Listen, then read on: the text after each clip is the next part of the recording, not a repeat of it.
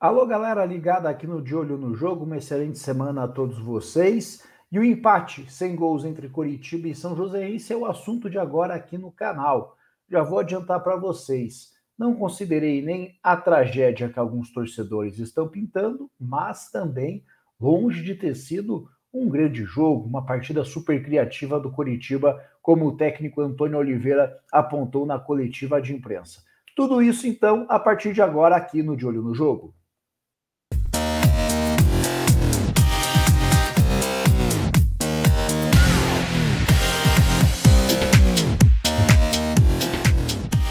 Começando com o pedido tradicional, para você, por favor, se inscrever aqui no canal, ajudar o De Olho no Jogo a seguir em crescimento dentro do YouTube. A nova meta agora, 8.000 inscritos ainda durante o Campeonato Paranaense. Esse objetivo sendo alcançado, mesmo que na final, na véspera da final, vamos sortear uma nova camisa de Coritiba, Atlético, Paraná Clube e de algum dos times aqui da capital para vocês que curtem o De Olho no Jogo. Então, peço humildemente aí o voto de confiança, ajude o canal a seguir em crescimento, sempre falando aqui do futebol paranaense, especialmente da dupla Atletiba. A meta sendo alcançada, sorteio aí para vocês mais uma vez. Para começar a falar de Coritiba e São Joséense, acho que um ponto óbvio é que foi um jogo de muita pressão do Coxa, mas qual foi o caminho adotado pelo Coritiba para sufocar ali a equipe aqui da região metropolitana?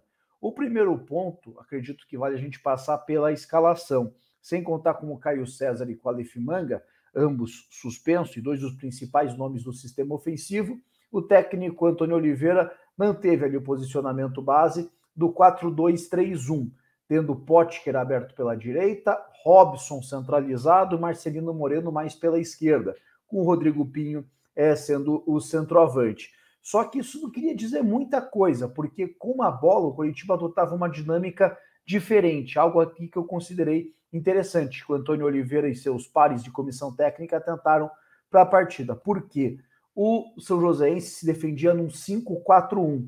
E qual que foi o caminho que o Coritiba adotou para exercer a pressão? O Coritiba tentou atacar da seguinte forma, procurou atacar da seguinte forma. O Jesus Trindade baixava na altura dos zagueiros, o Natanael, e o Vitor Luiz tinham bastante liberdade para atacar pelas laterais, eram laterais ali bastante ofensivos. Já vou colocando aqui os melhores momentos cedidos pela N Sports, a detentora dos direitos de transmissão do Campeonato Paranaense. Então, Natanael e Vitor Luiz tinham bastante liberdade para apoiar, e os homens de frente, Robson, Marcelino Moreno, William Potker, se aproximavam do Rodrigo Pinho para dar presença diária para os cruzamentos. Chegaram a ter jogadas em que começou ali um cruzamento da esquerda do Vitor Luiz, terminou com o Natanael recebendo a bola na direita para tentar colocá-la de novo na grande área.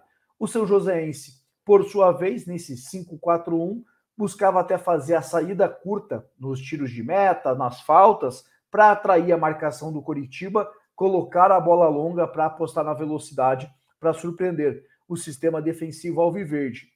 No primeiro tempo, o Coritiba finalizou 10 vezes, o São Joséense 5. Então, a equipe de São José dos Pinhais, mesmo nesse 5-4-1, não ficou só na retranca, não ficou só na defensiva. Foi um time que também criou as suas oportunidades. Coritiba, claro, com mais volume, sendo mais contundente, mas mesmo assim não dá para dizer que a equipe de São José dos Pinhais não tentou jogar bola no Couto Pereira. Nesse primeiro tempo, qual que é o cenário que acabou acontecendo na minha visão? Coritiba conseguiu ter volume, ser criativo, um avanço aí em relação a partidas anteriores, quando, por exemplo, citei que Coxa tinha volume, mas não era agressivo contra Arucó, contra Rio Branco. Então, o jogo deste domingo, o Coritiba conseguiu aliar as duas coisas. Só que, mesmo assim, ainda com alguns problemas. Por exemplo, era um time muito previsível. O jogo do Coritiba no primeiro tempo era muito pelo lado esquerdo, com o Vitor Luiz se associando ali ao Marcelino Moreno. Pelo lado direito, pouca coisa aconteceu, porque o Potker, mais uma vez, não jogou bem, e assim o Natanael era pouco acionado, não acontecia muita coisa por ali. Era um jogo do Coritiba muito pelo lado esquerdo, não tinha muita inversão de jogada. A única que o Coritiba tentou no primeiro tempo foi uma do Kusevich para o Natanael, Kusevich acertou o lançamento, não é uma das suas principais características, tem vídeo sobre ele aqui no canal para quem ainda não viu, Kusevich e Bruno Viana. Destaco que o cara do passe é o Bruno, o Kusevich é mais um marcador ali, um zagueiro de velocidade, mas o Kusevich acertou esse passe longo, essa inversão para o Nathanael, e o Nathanael, que acabou errando o domínio, saiu com bola e tudo.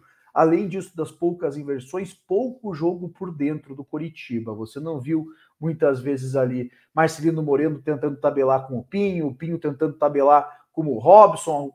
Era um jogo ali que ficava muito pelos lados do campo, não passaram muito ali por jogadores da região central do campo. Então, era um jogo muito pelo lado esquerdo, com pouca coisa acontecendo pelo meio e até mesmo poucas finalizações de média e longa distância na primeira etapa.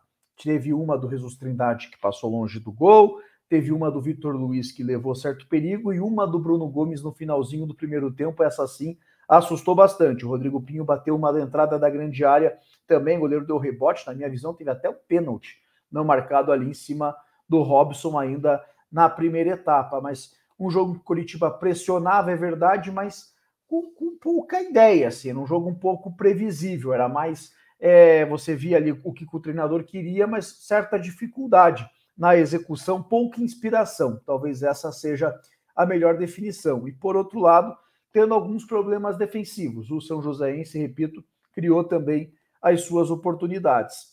No segundo tempo, o Coritiba volta já variando um pouco mais as jogadas.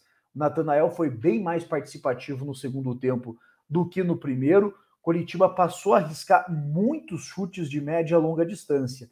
E aí, se no primeiro tempo foi uma coisa que faltou, no segundo até achei que passou um pouco no tom, sabe? Tinha horas que dava para trabalhar melhor a bola, Bruno Gomes e Marcelino Moreno estavam arriscando ali qualquer espaço que aparecia, arriscava. Então, Coritiba finalizou muito mais no segundo tempo, mas também desse jeito. Algumas jogadas ali que poderiam ser melhor executadas, ser melhor pensadas. Não é nem as poucas finalizações do primeiro tempo, mas também não pode entrar num desespero de querer finalizar a torto direito. Então, Coritiba pressionou muito na etapa final, mas, de novo, sendo previsível. Pouca coisa acontecendo por dentro. Esse passe diferente, essa imprevisibilidade, só veio acontecer após a entrada do Lisiero, jogador ali que um dos reforços da semana do Coritiba, entrou na vaga do Jesus Trindade, que teve uma queda no segundo tempo, e o Lisiero foi... As primeiras participações dele chegaram a impressionar, porque todas gerando perigo de gol. Uma delas, ele mesmo teve uma chance cara a cara com o goleiro Gabriel Leite, num erro de saída de bola do São Joséense. O São Joséense faz isso para atrair a marcação, mas também assume o tipo de risco. É claro, o Coritiba nessa recuperou a bola, Marcelino tocou para o Lisiero, que por pouco não abriu o placar. O Lisiero deixou o Robson cara a cara com o goleiro Gabriel. Robson acertou a trave, depois a bola bateu no goleiro, a zaga conseguiu cortar, um daqueles lances difíceis até de você explicar como que a bola acabou não entrando, e o Lisiero ainda criou uma outra situação de gol. Então, o Lisiero deu para o Coritiba na reta final esse jogo por dentro, esse jogo aí que eu digo mais imprevisível, mais difícil ali, que dificulta as ações do adversário. Depois disso, o Coritiba foi para o abafa total, conseguiu ali na base da imposição, ter bola na trave, gol sem goleiro perdido pelo Rodrigo Pinho, gol anulado. Coritiba teve também, o Antônio Oliveira reclamou muito, mas pelo menos a imagem que eu tive acesso estava impedido ali o Rodrigo Pinho mesmo. Mas foi um jogo que o Coritiba pressionou bastante, criou situações ali de gol, faltou ali a eficácia, um pouco de calma, mas também faltou um pouco de repertório. Eu acho que isso é importante ter em mente, importante ter em vista, para não se iludir, achando que, como o Coritiba finalizou, na visão da comissão técnica, mais de 30 bolas contra o adversário, foi um jogo super criativo do Coxa. Não foi. No segundo tempo, o mérito do Coritiba foi controlar o contra-ataque do São Joséense, que pouco exigiu do goleiro Gabriel na etapa final, foi ocupar o campo ofensivo, foi ter volume de jogo, pressionar, não desistir, só que não dá para dizer que foi um jogo com repertório. Foi um jogo ali um pouco pobre de ideia, muito previsível, assim, muitos cruzamentos, muito chute de longe, mas poucas jogadas trabalhadas, poucas bolas, poucas tabelas, poucas associações entre os homens de frente. Mas, de qualquer forma, foi no segundo tempo um ataque contra a defesa. Era um jogo que dava para ter vencido de 2-3-0. Já disse aqui, tive a impressão de um pênalti não marcado a favor do Coritiba. Então, dessa forma, repito o que disse aqui na abertura do vídeo, não considerei a partida uma tragédia, como alguns torcedores estavam falando ali após o jogo. Isso, claro, fica muito interligado, né, ao resultado. 0-0 com o São Joséense, um time da 4ª divisão, imagina quando pegar times mais qualificados, mas tudo para mim ia ser uma gestão de expectativa.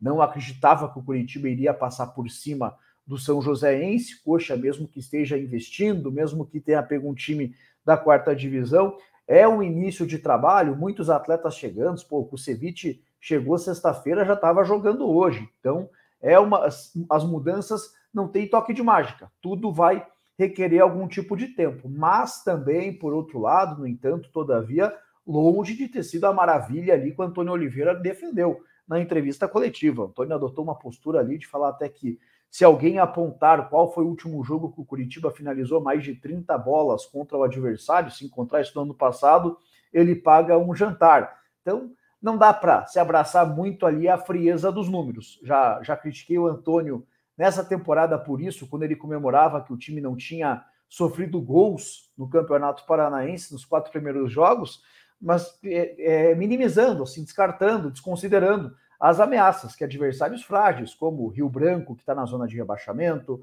o Foz do Iguaçu, que está na zona de rebaixamento, o Arucó, que não é uma das potências aí do Campeonato Paranaense, as ameaças que esses times causaram ali ao Coritiba. Ficou muito abraçado na frieza dos números, algo que, pelo menos na minha visão, se repete após o jogo deste domingo 0-0 contra a equipe do São Joséense. Não foi uma tragédia, era para ter vencido, mas longe de ter sido um jogo brilhante do Coritiba, um jogo em que o treinador ali defendeu bastante. Mas quero saber agora de vocês, como que vocês avaliaram aí esse Coritiba 0-0 com o São Joséense, bola na trave do Regis, teve também, ia ser um bonito gol, outro passe, né, do Lisieiro, mas quero saber de vocês, qual que foi a avaliação aí desse 0-0 Coritiba e São Joséense? Comentem livremente aqui na caixa de comentários e deixem já também o seu like aqui no vídeo, isso é muito importante para o engajamento, para o YouTube seguir recomendando De Olho no Jogo cada vez para mais pessoas. Para fechar, anotem na agenda, porque nesta segunda-feira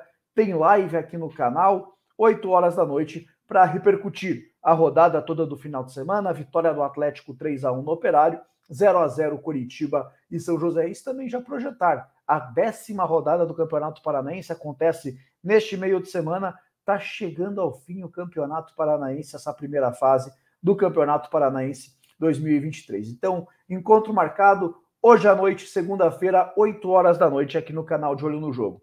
Um abraço a todos e uma ótima semana.